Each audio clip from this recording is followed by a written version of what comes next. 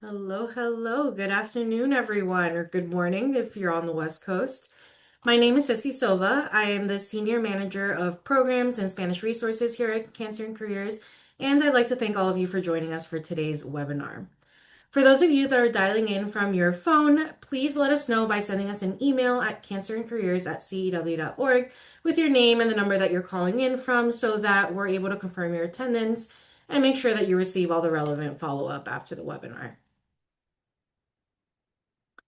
For those of you who are new to Cancer and Careers, we were founded in 2001 to support every person in every industry and every job so that they can thrive in their work and their life after a diagnosis. Cancer and Careers also works with companies to develop their internal systems to support for employees navigating illness and work. This slide that you see here lists all of our free programs and services that we offer for people with cancer, as well as their caregivers, healthcare providers, and coworkers. These include a comprehensive website with hundreds of articles and a library of publications available in English and Spanish, as well as career coaching, resume review, technology assistance grants, access to expert one-on-one support, and additional educational events. And I'll be talking a little more about those upcoming events at the end of today's presentation. Now, some quick housekeeping before we get started. For those of you that are joining us by phone only, I want to again remind you that to please let us know that you're calling in by sending us an email with your name and the number that you're dialing in from so that we're just able to confirm your attendance and again send you any relevant follow-up after the program. If you experience any technology issues during this webinar, please refer to the user Zoom guide, which is linked on the slide, and I believe is also being shared in the chat. Or you can simply reach out to Zoom support using the contact information that's available on this slide as well. Please note that today's presentation is copyrighted, which means that the use of AI assistance and or transcribing/recording devices of any kind by attendees is not allowed. Those fined using these programs will be removed from the event, but will be permitted to return without using these. Additionally, real-time closed captioning is available for this and all of CAC's live events, and a captioned recording of this webinar will be archived on our website after we wrap up. To request any additional reasonable accommodations, please send us an email at cancerandcareers@cew.org at least 7 business days before the next live session. And in this case, it's going to be the navigating the virtual landscape that we will have in October. For those of you that are seeking continuing education credit, this slide lists all of the organizations that are accredited for today's webinar, as well as all the required steps for getting a certificate. This information can also be found on our website.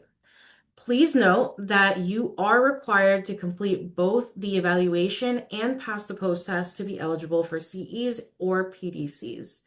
More information on how to access both documents will be shared throughout the webinar.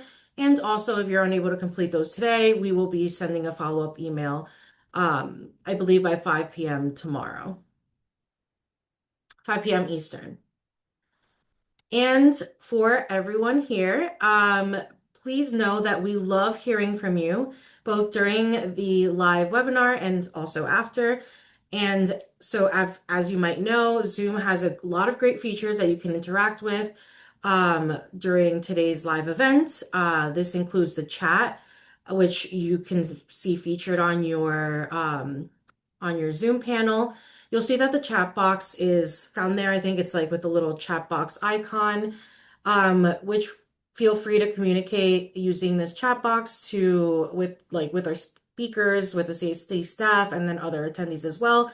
But keep in mind that the chat box is not private and will show whatever username that you showed up with. In some cases, is your first and last name.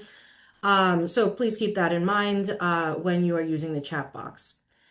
Also, if you have any questions about today's content that you would like the presenters to address at the end of the session, please submit them by using the Q&A box below, not the chat box. We As we know, the importance of privacy, we want to let you know that the Q&A box does have an option to submit questions anonymously. So please use that for any questions that you may have. We will do our best to answer everyone's questions, but please be patient. And if we don't get to your question today, please send us an email at cancerandcareers@cew.org. Additionally, your feedback on our program evaluation means the world to us. Uh, we here at CAC are dedicated to creating the best possible programs, and that is through hearing from you, hearing your insights and observations, what worked, what didn't, so that we're able to learn how to make make these programs the best that they can be.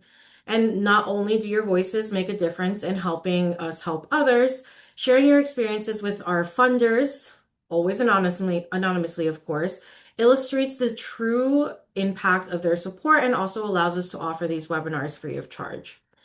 You can access the evaluation for today's webinar using the QR code that you see on the slide or via the link being shared in the chat box.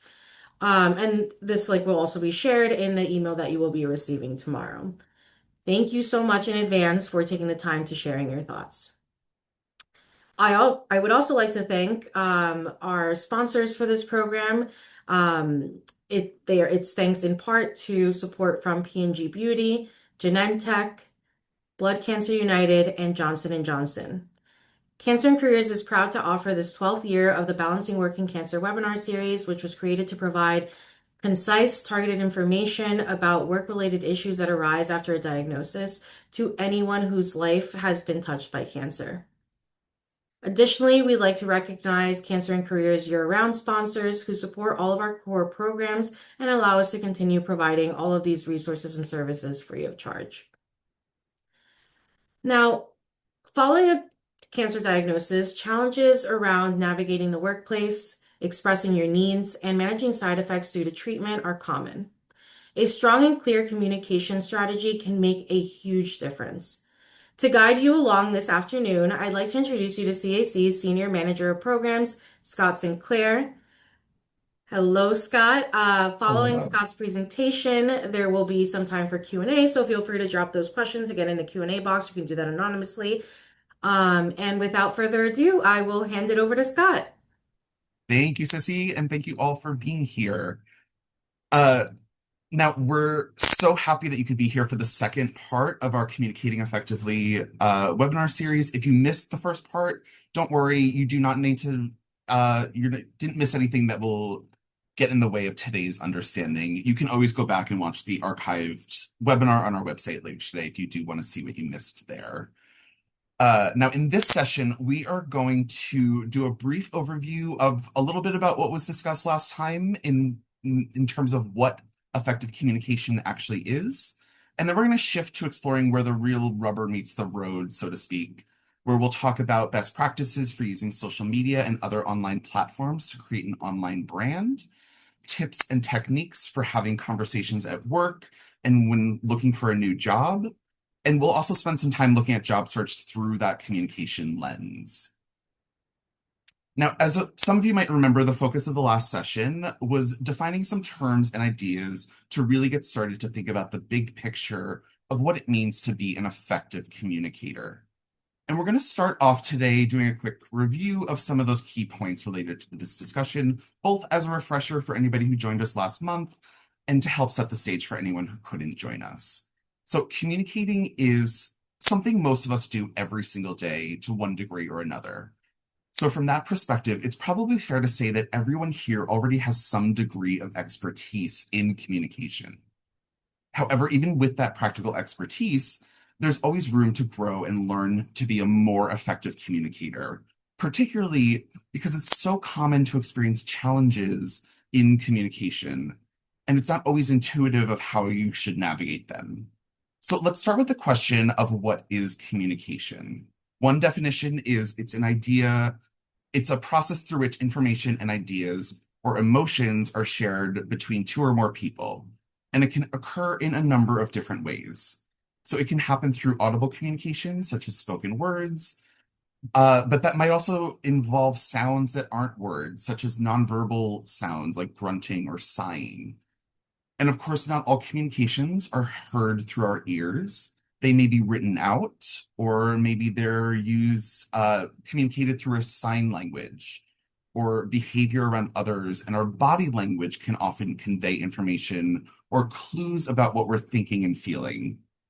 And it's important to note that sometimes our communication happens in ways that are thought out and deliberate, but that's not always the case. Sometimes we end up sharing ideas or information based on spur of the moment decisions or impulses. And sometimes details get shared with others subconsciously without us even knowing that we're doing it.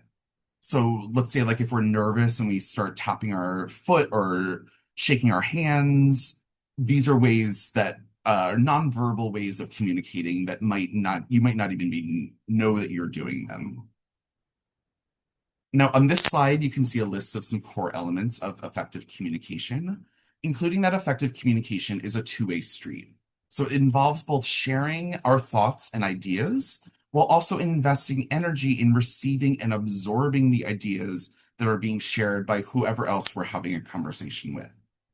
So this means not only being mindful to get across your own perspective in a way that's clear and organized, but also really paying attention to what the other person is trying to get across to you and consider what they're bringing to the table in terms of their own perspective. Communicating effectively may also involve asking clarifying questions if you're not entirely sure what the other person or the people that you're communicating with are trying to get across to you. So it's much better to make sure that everyone is on the same page up front rather than wishing that you'd ironed out details later on. Now, expressing gratitude when it's appropriate is also a best practice. You might assume that the person you're communicating with knows that you're appreciative, but the reality is that people don't really know unless you tell them directly. So a simple thank you can go a really long way in communicating effectively, especially in the workplace. Another best practice can be summarizing what was discussed at the end of the conversation, either verbally before you walk away from the meeting, or maybe written out in an email that gets sent around after the fact with bullet points of what everyone is responsible for going forward. And this is because effective communication isn't necessarily limited to being a one-time only event, and it's something that should be happening regularly. So people remain on the same page as things evolve. So sometimes, again, that's a 10-minute check-in. Maybe it's a weekly meeting of an hour or more with your whole team. This way, and remember that there's no one right way to do this. The key is that the conversation is ongoing. And in fact, sometimes effective communication very purposely takes place over more than one conversation.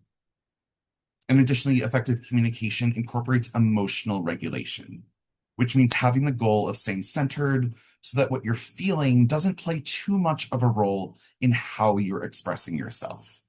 Which is not to say we want to leave all of our emotions out of work conversations. We're all human. Our emotions are one way that we show our humanity, and it can be really important to weave that into these conversations. But sharp words or intense energy, these might land differently with your coworkers than maybe it does with your family or your friends. And sometimes it can have long-term consequences that are hard or even impossible to move on from. Now, asking for help when you need it is also an essential part of communicating effectively. Every single person on this planet, no matter your health status or your job title or any other personal characteristics, we all need help from time to time. So asking for help should not be something that you shy away from, particularly when you are at work.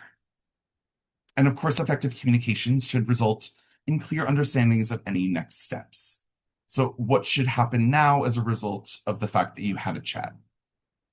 This point can be particularly key in conversations with your healthcare team, which is something many, if not all of you, probably already know quite well, but it can often help to prepare in advance some of these conversations to make sure that you remember to ask all of the questions that you want to in the limited time that you have. Similarly, some conversations with family or other loved ones may benefit from advanced preparation, such as if you're sharing the news of your diagnosis or maybe an update to your treatment plan. And then these next points really start to ground us in the conversation that we're going to have today. So it can be really important to think strategically about what you post online. whether it's on social media or on a blog or anywhere else that you might be posting, since our online behaviors can have a real life impact in our work lives. And we'll get much more deep into that in a few slides. And of course, it probably goes without saying at this point that strategic communications can make a big difference in work-related contexts, whether you're currently employed or looking for your next opportunity or both. So now that we've reviewed some of the critical components of our last session, we're going to start to dig into the topic of social media. And as we do, I want to take a moment to talk about some of the good things that social media brings to our lives. We hear so much in the media today about the quote unquote dangers of social media, which can be very real. If you've attended any other CAC events, you've most likely heard us talk about this. And there's some complexities that it can create in the work arena. But I think it's also really important to acknowledge some of the benefits, because those are real too. And there wouldn't be a need to talk about the potential complexities if so many of us weren't drawn to these benefits. Now, in particularly, we hear so frequently here about from people who have received a cancer diagnosis that social media has really been helpful in decreasing their feelings of isolation during and after treatment. Not only does it allow us to connect to our existing friends and family, maybe you even use it as a way to easily provide your loved ones with updates, but it's a channel for making new connections with others who are living through a similar experience, who may be receiving support from a person able to relate firsthand to what you're going through. And this can be tremendously important, as can be providing support. And having that specific kind of community is often quite powerful. Now, social media can be a very effective tool for creating a curated feed of information related to your experience with cancer. Following multiple support organizations in the cancer community and reliable health news sources is also a great way to stay current on research or information about grant programs or educational webinars like this one, essentially delivered directly to you. So again, as we go deeper into some of the warning signs of social media, just remember there are a lot of benefits to it as well. Now, shifting to the work perspective, online communications are important in that it can be a source for prospective job opportunities. You'll see here we have a stat pulled from a study that 74% of hiring managers say that they use social media to screen candidates. And 85% of those who screen social media also say that they've passed on candidates due to information that they obtained. So it's wise to have a strategically created online presence. But beyond that, it's also the case that many recruiters nowadays will also reach out to potential candidates that they find on LinkedIn. So communicating through these online platforms might actually bring opportunities to you. Now, engaging in communications on social media is also a way to stay relevant in the world of workers. More and more social media and other means of communicating online are becoming part of the way that jobs are done. So yes, if you're looking for a new job, staying relevant is key, but also continuing to invest in understanding the online landscape, even if you've been at your existing job for ages, can be really important as both you and the organization evolve. And so these are some of the potential benefits of online communications. And in order to understand online privacy, we figure that having a visual representation of the money associated with social media can be really eye-opening. Now, the statistic on this slide shows the revenue of Meta from 2009 to 2025 by segment. And for those of you who don't know, Meta owns Facebook, Instagram, WhatsApp, a whole suite of apps and websites you're probably using already. Now, the social network's advertising revenue in 2025 amounted to 196 billion US dollars, which is a 22% increase from $160 billion just 1 year prior in 2024.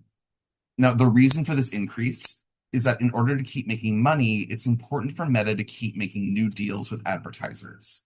And at the center of those is data about the people who are using Facebook, Instagram, and so on, which means their rules for how they're handling your data are ever changing. and it makes it hard to know for sure how their privacy policies are changing day to day. Now, there are some alternative options for social media that tend to provide a little more privacy and serve as a primary purpose of acting as a safer platform for sharing information about your diagnosis and your treatment. Now, My Lifeline or Caring Bridge are two great sites I'm sure a lot of you have heard about if you're not already using them. Both of those sites, you're able to opt into much higher levels of privacy, and you can have a greater control over who you want to be a part of your community. Still, it's important to think before you share posts from these sites onto other social media. And in general, you want to review the privacy policies for any website where you're sharing your personal information. Now, there's also a very effective step you can take to protect your privacy before you even sit down at a keyboard or opening up an app, which is to develop a personal disclosure plan. Now, this includes making clear decisions about what, if any, information about your cancer experience you're going to share online and off. And when we think about the virtual world, where are you going to share it in terms of specific websites or blogs? And as you're thinking through what's going to work best for you, it's a good idea to spend some time considering potential long-term impacts of online disclosure. So it may be the case that some of you have already disclosed at work and everyone is being really supportive, and that is an outstanding situation to be in. We hope that everyone experiences that. But the fact is, the internet doesn't go away. So it's important to think beyond right now and consider the possible impacts months or maybe even years down the road, even if at the moment you're in an outstanding situation, because none of us can predict the future. So you may find yourself unexpectedly looking for a job 5 years from now, or maybe your supportive supervisor may move on to another job and be replaced by somebody who starts Googling their new staff. And there's no way to know how that person is going to respond to the information that they find. And then once you've made these decisions, you want to communicate them with the people in your network, whether they're your friends or your family or other people you've connected to online. And even after you've shared those preferences, it's still a good idea to monitor what other people are posting so you have a sense of what's out there. And finally, it's key to remember that even if you've passed a moment of initial considerations, you can redefine your disclosure and your communication plan and preferences at any time. And while it might not change what's already out there, there can be value in making new, different choices. So don't be afraid to come back to these steps again. Now, if thinking about how exactly you go about building your professional brand online feels intimidating to you, trust me, you are not alone. But it can help you think about doing so as an opportunity to tell your story and who you are as a working person by taking a strategic approach to posting that allows you to be in control. And that starts with taking a look at what's already out there, like Googling yourself, or maybe using an AI platform to see what they can find about you. So see what comes up and in what order. If your goal is to put your best foot forward with potential employees, does that work for you? If not, what might work better? These popular social media sites can be deployed strategically to change how you show up in web searches. But you might also consider setting up a professional web page or a blog so that it's a dedicated online destination that talks about who you are. We recommend running everything through a filter, which involves asking yourself questions like you see in this gray box, uh, as a way to be mindful about clicking share or post. Because you can delete posts that no longer represent your interests, but keep in mind that they may be harder to find, but they could still be out there somewhere. And again, those questions you want to ask are, would I want a boss, either current or future, or my coworkers to know this? Would I want this on the front page of a newspaper or the homepage of your favorite website? And then the last question to ask yourself is, would I want my grandmother or my mother to see this as well? So you want to keep things appropriate and in line with those questions. Now, let's talk about the various mainstream social media platforms and how to post on them strategically as you build your online brand. So social media sites like LinkedIn, X, which is formerly known as Twitter, Facebook, these all rank really high in Google searches. So becoming active on these sites and presenting a voice that represents who you are as a professional is an excellent way to elevate your brand. That said, keep in mind that the different platforms have different audiences. So let's start with LinkedIn. LinkedIn is considered to be a secondary resume to many employers, so you want to keep it up to date. For example, if you get a new certification, you wrote a new blog related to your field, that you're particularly proud of, these are all things that you'll want to share on LinkedIn. But the key is to keep it work focused. It's not the place to post about the novel you just read unless you work in publishing, or the vacation you took, or photos of your kids, or whatever that is. Again, unless it's related to your direct field of work. And linked at the bottom of this slide is CAC's archived webinar on building an effective LinkedIn profile, which you may also want to check out if you have more questions about going deeper into LinkedIn. Now, X, again formerly known as Twitter, is another great platform that can be deployed strategically to give employers a curated view of your professional self. And by sharing interesting articles you read, retweeting thought leaders that you admire, providing commentary through your professional lens, et cetera, et cetera. And I should say, there's also a lot of alternatives to X these days. There's Blue Sky, there's Threads, there's different ones you can play around with that all have the basic similar functions of what Twitter was.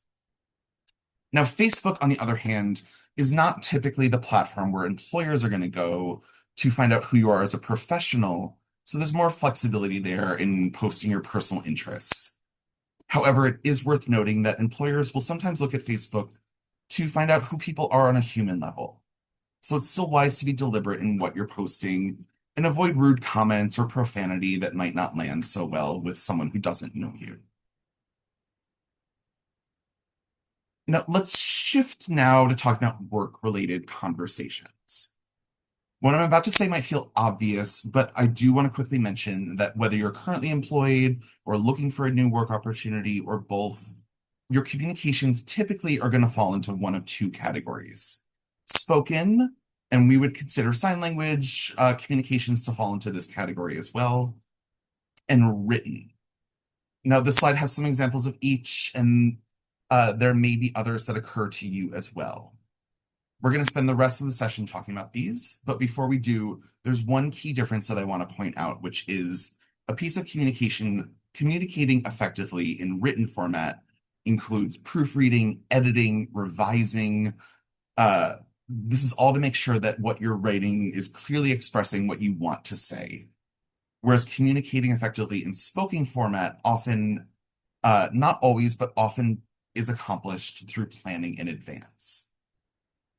So some ways about doing this include writing out a script or an outline of key points to help drive a conversation.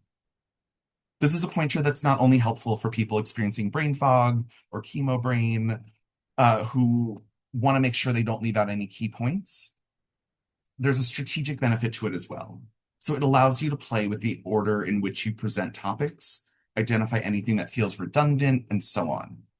It can also help you think through potential questions or comments or topics that might come up that catch you off guard, such as questions about your treatment or how you're feeling.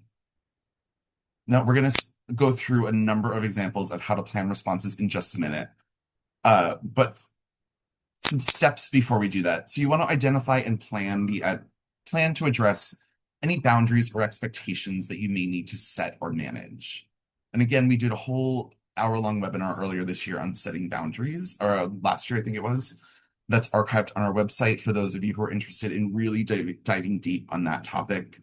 And that can be incredibly helpful for anybody working after a diagnosis. Also, using friends and family to rehearse work-related conversations before they happen can be really helpful too. I think people often underestimate how helpful role-playing can be, or they write it off because the idea feels silly to them or it makes them feel uncomfortable. I know I'm not always the first person in line for role-playing here, but it really does help you in the long run. And over the years, we've worked with a number of people who have been really surprised by how much of a difference it can make to really practice making the words come out of your mouth while you're interacting with another person. So, to anyone whose reflex is to dismiss the idea out of hand, we really encourage you to give it a try. Now, sometimes I think it's often hard for people to recognize, particularly those who want to be viewed as valuable employees, regardless of their health status, is that everyone has limits. And it's important to take the time to figure out what yours are and what triggers them, especially when juggling both work and cancer-related treatment and recovery. In our personal lives, it might be easier for us to tell somebody that we need space or to be left alone. However, work culture often makes that hard to do, which means it's critical to find productive ways to communicate your limits. Learning to set these boundaries on the job might enable you to decline certain types of requests, such as staying late for non-essential tasks or being given new projects to complete. And although it can be difficult to say no, figuring out how can really help you become a better employee. This way, you're not going to be overburdened with extra work and you're not going to be trapped by every ask that you receive. Now, the key to setting effective boundaries in the workplace is crafting language that feels natural and communicates the no message in a way that's still professional and team oriented. You'll notice they involve expressing gratitude and then sharing an explanation that is rooted in being human, that could only apply to almost anyone in the workplace, versus giving an explanation rooted very specifically in your cancer diagnosis. So if a supervisor, let's say, offers additional shifts, but you know you're not going to have the energy to work more than you already are doing, you could reply by saying something like, I appreciate that you thought of me for this project, but I'm a bit swamped this week and I'm concerned about my ability to get this back to you in a timely manner. Again, role playing can be really helpful here if you're not used to saying no. And again, you can do that with a family member, a friend, a therapist, a social worker, anyone that you can trust and has an insight into who you are. Now, we start getting into the how-tos of planning responses in questions. We'll spend the next few slides going through some examples, but first I do want to flag that these examples are really directed at people who have disclosed their cancer diagnosis to at least one person in the workplace. However, we know, as we talked about during the last session, many people make the choice not to disclose because that's what's right for them. So if that's you, I encourage you to keep that in mind, that the concepts here can still be useful if you have not disclosed, and there is no obligation to disclose in most instances at work. If you come to any of the other programs, you probably are aware of something that we call the swivel, which is a verbal formula or pattern which is used in response to cancer-related comments that may or may not be used by one of your well-intended colleagues. And it involves acknowledging the cancer-related comment, putting an and in the middle, and then swiveling the conversation around to a topic that's more work-oriented. You'll find a lot of examples about what we're going through built on this technique. And of course, there's a whole spectrum of comments that you may encounter in the workplace. So the first one we have here falls into the category of well-intended but off-putting. So let's say your boss says, you've been looking so exhausted recently, I didn't want to overwhelm you by adding more to your plate. To which you could respond by swiveling and saying, I appreciate your concern, but work is actually a really key part of my overall well-being. And in fact, last night I had some ideas about that project I would love to share with you. Again, the key is finding language that's relevant to you and your circumstances, and most importantly, it sounds like you. So feel free to steal any of these examples, feel free to tweak them, change them in any way that will make it feel more comfortable coming out of your mouth. And I guarantee you are going to get better at this the more you practice. Another area where we've seen a lot of dialogue in the cancer community is with the use of battle language when discussing the experience of going through treatment for cancer. And again, I want to be very explicit in saying that in no way are we implying that the use of fight metaphors is inherently bad. If it is a concept or a language that resonates with you and works with you, then we are all for that. But we know it doesn't work for everyone. In fact, we've met quite a few survivors over the years who find it upsetting, which is also valid. And for them, it can be very jarring when someone else assigns language to their own personal experience, particularly if it's a coworker that you may not know as well, or maybe even at all. One of the things that we believe very strongly here at CAC is that every person should be in charge of their own narrative and how their own story is told. So, to that end, how can one address in the workplace if a coworker says something along the lines of, I so admire how you're battling your cancer. I think that kind of fighting spirit is so critical to defeating it. So again, you can use the swivel here and say something like, thank you for appreciating how challenging it can be to balance everything that I have going on. And while I have you, the budget recommendations you provided me need to be tweaked slightly. Could we set up a meeting to discuss that? Again, this approach drives the conversation back to the realm of work-related topics without having to engage with the battle language that was used. And while this approach is going to work for some, others might prefer to take a more direct approach and make it a teachable moment. So saying something like, thank you for appreciating how challenging it can be to balance everything that I have going on. I can understand why you think that mindset and attitude are so important to navigating cancer, life, and work. And I do want to share that while for some people, the battle language is very inspiring, for me, it's actually not. So I'd be really grateful if we could talk about my experience with less loaded words. Again, this is an approach that's not going to work for everyone. And if you do decide to take it, it's important to be open to the idea that it might invite further conversation, which may require you to provide further guidance to your coworker. Or it may create a situation where you just leave that person to absorb what you just said. Also possible that you'll get another response entirely. The point is you want to be comfortable managing whichever reaction you may generate. Now, the comment that we've shared on this slide falls in the category that we call outright insensitive. And you can see the possible response that we've included here is pretty substantive. So for the sake of time, I'm going to leave it to you to read on your own. But what this slide really drives home is the idea that it can be useful to sit down and think about how you personally might respond if someone were to make a comment like this, so that your reply uses language that sounds like you, and you don't find yourself caught off guard by any emotional reaction that you might have, and subsequently maybe saying something that you wish you hadn't. Now, let's move towards the communication one is likely to encounter during the job search and why effective communication is so important during this time. Now, overall, clear communication is absolutely key to opening the door to potential interviews, whether that's through networking or a cover letter or a really well-constructed resume or LinkedIn profile. All of these modalities include making the best use of limited amount of space. And in interviews as well, you're going to have a limited amount of time to communicate to the interviewer that you are the savviest, most qualified candidate for the job, which is a skill that requires practice. So let's take a look at some of these things individually. First, what is an effective resume? Simply put, it's a written communication that is easy to read and understand, that keeps the specific audience in mind, meaning that you might use different versions of your resume to apply to different jobs. If those different jobs require different skill sets or maybe different industries, but it should still be a succinct summary of capabilities and accomplishments. Now, other critical points, you want to keep it to be no more than 2 pages, 1 page for a recent college grad, and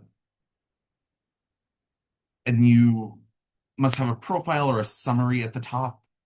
You want also keywords for scanning software to pick up. Putting volunteer or community service in your resume is fine. Putting personal information you want to stay away from. Now, job titles don't have universal meanings, so explaining in terms of responsibility. So, for example, if your resume said that you're the head of swimming education, what does that actually mean? Are you the only instructor at the local YMCA who actually gets in the pool to teach? Or does that mean you coordinate swim lessons for 5 different summer camps? Or something else? Again, specificity is key. You also want to avoid using phrases like effective communicator or detail-oriented, which are pretty generic.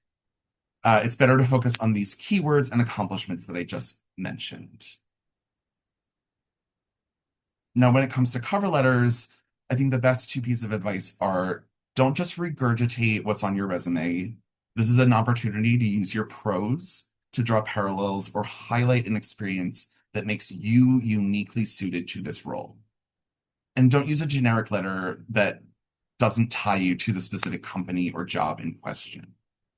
We've read a lot of cover letters here, and take it from us, it is very clear when someone submitted a generic letter that they probably also submitted to other potential employers.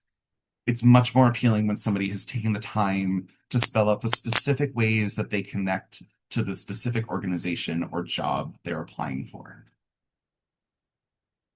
Now, on LinkedIn, you want to write a compelling description of who you are as a worker, so potential employers or contacts want to keep reading. Ask for substantive recommendations from people who you're already connected with in your network, and be specific when you reach out to them for these requests. So saying something like, "Hi Jane, I'm updating my LinkedIn profile and would love for you to talk about XYZ project that we worked on together." Again, the more specific in these asks, the more likely people are going to say yes. Post status updates regularly so that your profile doesn't become stale and start to become an inactive reflection of who you are. And also, there's groups that you can join on LinkedIn that are relevant to your professional interests, and actively participating in them is another way to not only ensure you're using LinkedIn effectively, but it's also a great way to network. Which brings us over to the topic of networking. According to one of our sources, about 85% of jobs are found through networking. And networking can happen both online as well as in person. So knowing how to best approach in either format is really important. Now, it's understandable if networking feels awkward or uncomfortable. And in fact, that's very, very common. And a great way to ease some of the anxiety going into these interactions is to have some general questions on a variety of topics to get the conversation flowing and to better understand who you're speaking with, as well as allowing them to get to know you in the process. These can also be used maybe if you're recently hired and have a first day coming up and you're nervous about meeting people. These questions could help you get to know your new coworkers as well. So these are just a few ideas to get conversations started. They don't have to be solely focused on your professional experience. So learning about hobbies, interests, talents, all of these are ways to get people more engaged and open. And as you brainstorm other questions and conversation starters, you'll want to be sure you're not coming off as intrusive or overly personal. Rather, the goal is to appear curious and interested in learning about other people. And here we've included a number of best practices for communicating effectively when networking in person.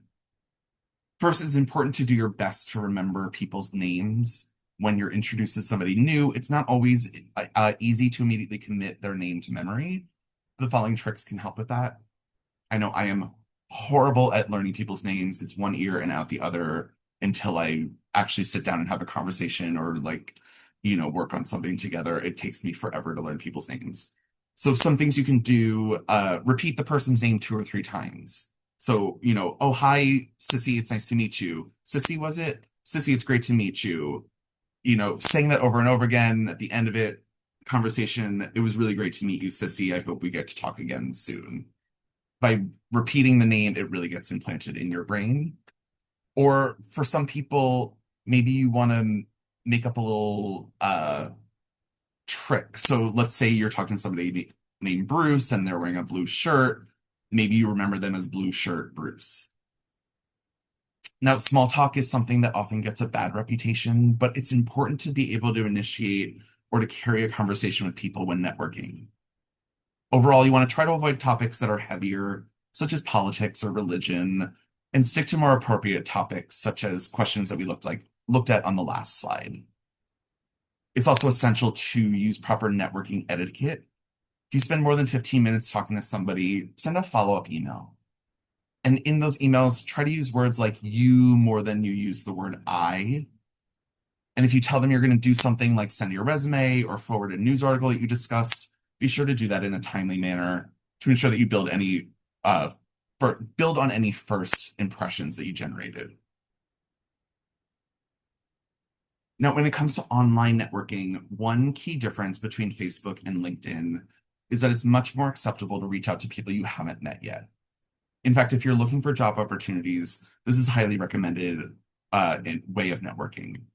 That said, if you do reach out to somebody that you don't know personally, it's important to know exactly what you were asking for in reaching out to them, as most people are willing to help if you are able to articulate exactly what you need from them.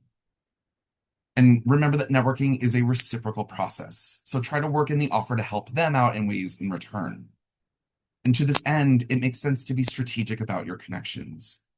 Reach out to people who make sense logically to have a part of their network. Now, hopefully you've deployed some strategic networking. You'll find yourself with some interviews lined up. In terms of best practices, a key factor to keep in mind is that what's most important to a prospective employer is how the applicant can solve their problems and meet their needs. So this is something you should be prepared to speak about. Tell stories about how you solved problems at prior jobs and use specific examples. And don't be afraid to make the exchange conversational. One of the things that hiring managers are assessing is personal fit. So don't shy away from back and forth exchanges. If a reviewer asks you a question that you're not quite sure how to answer, don't be afraid to ask clarifying questions to ensure that you respond in the way that they're looking for. And also, this can be absolutely critical. You must send a thank you note to every individual that you meet with. Even if you're in a group interview, it can be tempting to send one email to everyone and CC all the interviewers, but resist that impulse. Sending an individual note recognizing the individual contributions of each interviewer leaves a really good impression.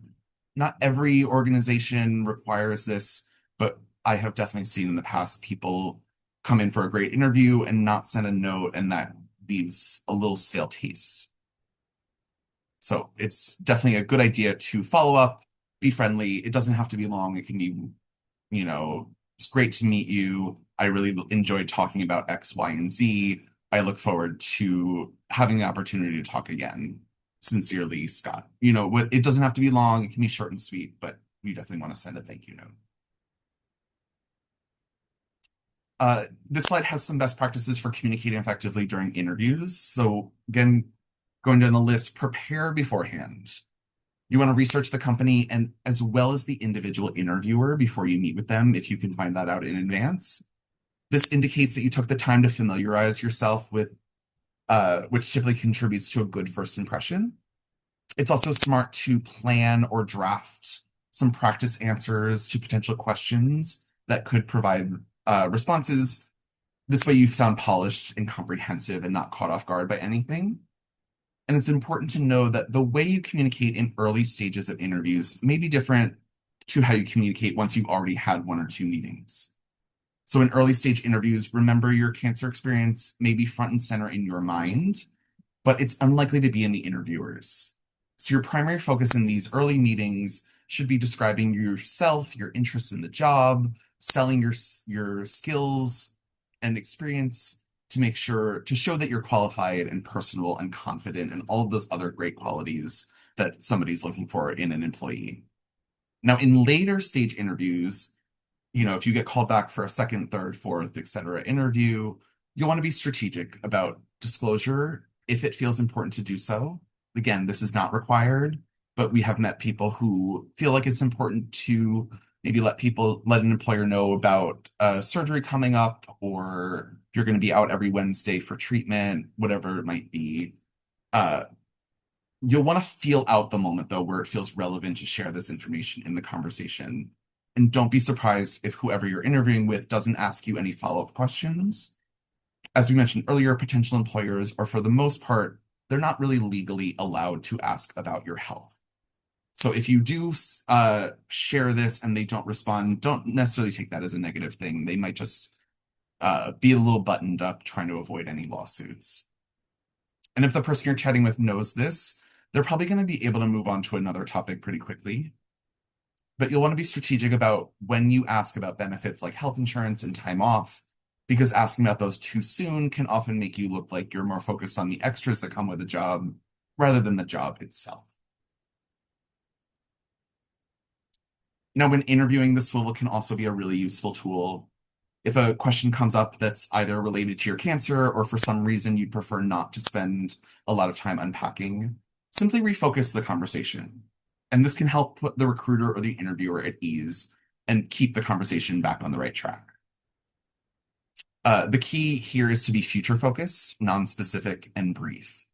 So it's important that the answer acknowledges the question and then swivels the interviewer's attention back to the job in question and the desire to be hired and the skills that you have on the table. So, for example, if an interviewer were to ask you, can you tell me what you were doing during this gap on your resume? You could say things like, I was dealing with family issues that's resolved now, and I'm thrilled to discuss how my management skills can build the team and grow your business. And then give an example of how your management skills have evolved or been perfected. You could also say something like, I realized that what I was doing didn't fulfill me, so I took a step back to think about what I wanted to make me happy. And I think my tech background would really be an asset to not just this role, but the company as a whole. Again, feel free to use these examples. Feel free to change them so they feel like you. And the more you practice this, the better they're going to sound. So here's a few more examples of the swivel. Another question you could be asked. I noticed in your resume that you have done a lot of volunteering in the cancer community. Do you have cancer? Again, they're not supposed to ask you about that, but we have heard every exception to this that you can imagine. So you could respond to a question like that with, like most people, I've been touched by cancer and finding a way to give back is very important. But all of my volunteer work has given me the opportunity to develop some valuable skills that I think would be applicable here, including X, Y, and Z. Uh, Another question you might get is when I Googled your name, an interview that you gave about being diagnosed with cancer was one of the top results. Are you still in treatment? So again, you can respond to this saying something like, thank you for taking so much interest in me. The opportunity to speak to the press gave me some really incredible new skills that I think would be relevant to this role, including X, Y, and Z. Again, you want to be brief, polite, but then really swivel it back to the interview in question or your skills or what you bring to the table. So that brings us to the end. We're going to have Sissy come back here to go through a few of our upcoming events, and then we're going to get into Q&A. So if you have any questions, feel free to drop them in the Q&A box, and we'll try to get to as many as we can. These slides just have some more resources you can go to on your own time to click through about communicating and job search and all of this. So I'll leave you to look at that on your own. You should have gotten a copy of the slides this morning in your email. But with that, I will send this over to Sissy. Thank you, Scott. And before we move on to Q&A, just some quick housekeeping items to go through. Like I mentioned earlier, if you have any follow-up questions, Scott's email is up on this slide, or you can also email us at cancerandcareers@cew.org. We hope to also be able to connect with you if you're comfortable on social media. All of our handles are listed here, as well as our bi-monthly newsletter and on our website. We have two more webinars coming up in our 2026 Balancing Work and Cancer webinar series. On October 7th, we'll be presenting Navigating the Virtual Landscape, Work and Job Search. And then we're going to be finishing off the year, November 4th. I cannot believe we're already at that part of the year with Balancing Work and Caregiving, which is also available in Spanish in September. So if you're not registered for the remaining sessions, we would love for you to join. As I mentioned, we have our series in Spanish. Our next one is actually on September 16th, and it will be about balancing work and caregiving. And then we will have one on December 2nd, dedicated to balancing work and mental health. If you yourself speak Spanish or you serve those that do and would find this resource helpful, please feel free to register. The link is on the bottom of this slide. Finally, we have our West Coast Conference on Work and Cancer coming up Saturday, October 17th. It's going to be an all-day event with different types of speakers and panelists, so please stay tuned for more information on the agenda, which we'll have more information on in the next coming weeks. Just note the West Coast in the title is referring mostly to the time zone that it's happening on, but it'll be held on Zoom. So anyone can join, regardless of whether they live on the West Coast or not. We also have registration open for the first two 2027 conferences, which feels wild in my brain. Can anyone Um, believe 2027's coming? I'm still getting used to 2026. Our Midwest Conference is happening April 2nd, and our national conference will be held on June 25th. We hope you will join us. Those are definitely like great events. Once again, this slide has all the requirements for those that are seeking CEs or PDCs for today's session.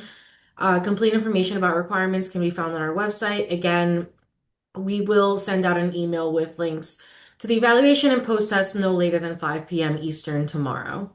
But you can also scan this QR code or click the link that is being dropped in the chat to start the evaluation sooner.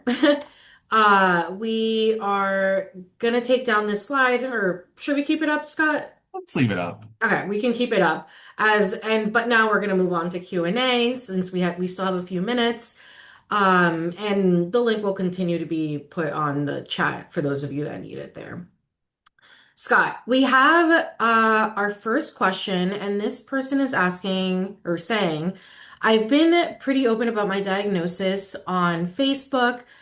I didn't realize people other than my friends and family might see these posts, and now I'm worried. Is there anything I can do to hide these posts? Yeah, I would say first, don't worry.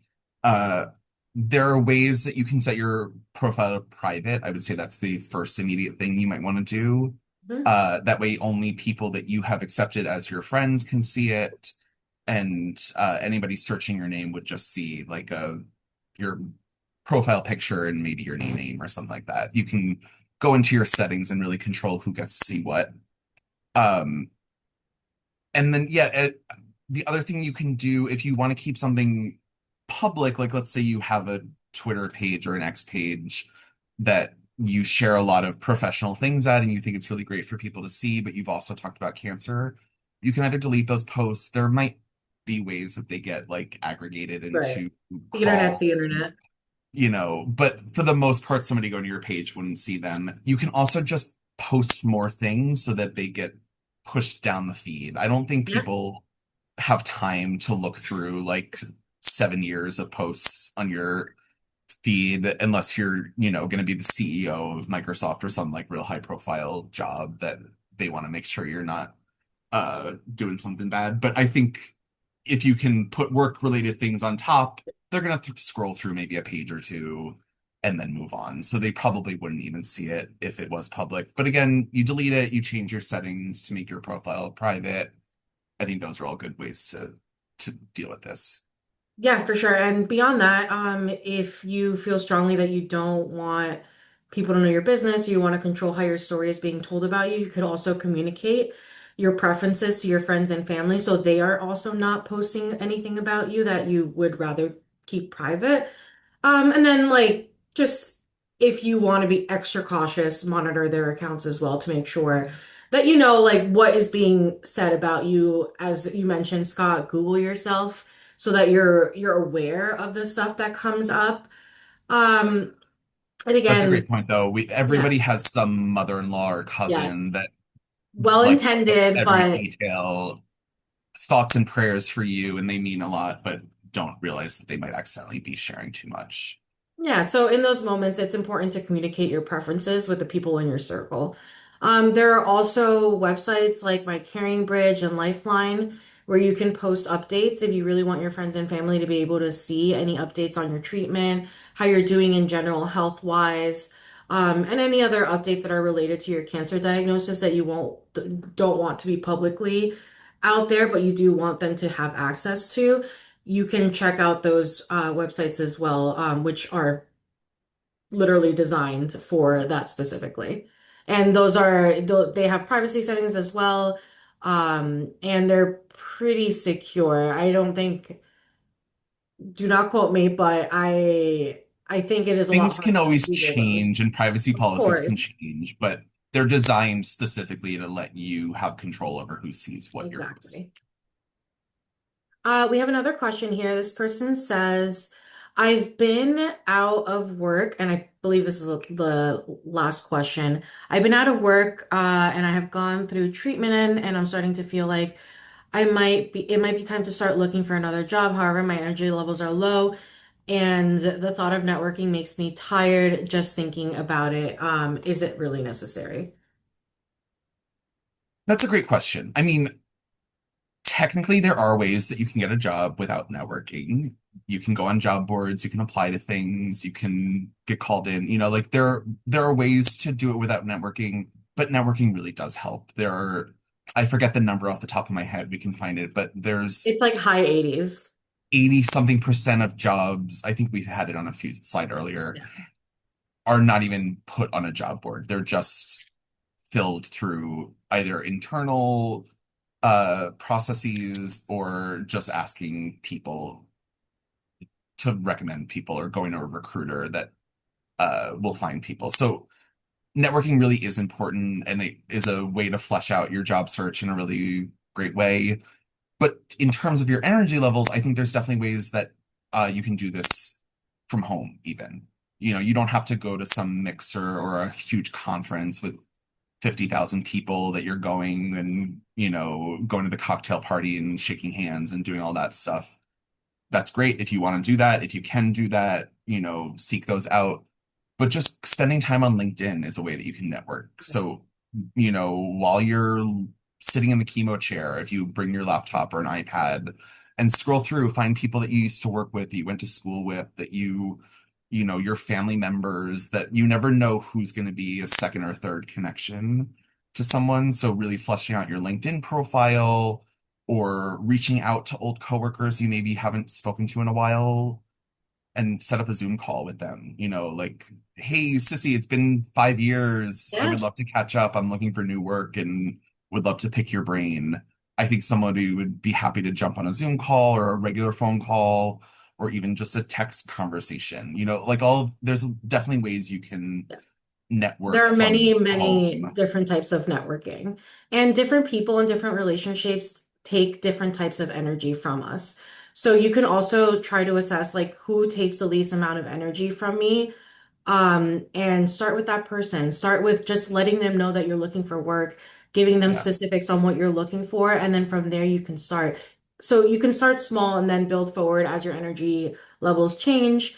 But yeah, like you said, there are many, many different forms of networking, and it doesn't necessarily have to be the what we think of initially as like going to a mixer and having to talk to a bunch of strangers. You can even network from the chemo chair with the Yeah, other people sitting next to you. You never know who's going to be in the room. I'm exactly. sure many people have made friends with people on the same schedule as you. And, like that is networking there, just sitting and, talking about whatever the 100%. Knicks winning or, whatever is happening in the culture at the time. Like that is networking in itself, too. Exactly. Well, thank you so much, Scott. That is all the time that we have today. Before you all leave, we're going to put up a poll question to get an immediate response to this conversation. One click, it's very easy to answer. We are so grateful for you to have all joined us today, and we look forward to seeing you for the next one in October, navigating the virtual landscape. So thank you again, and hope you have a great rest of your day. Thanks, everyone. See you soon.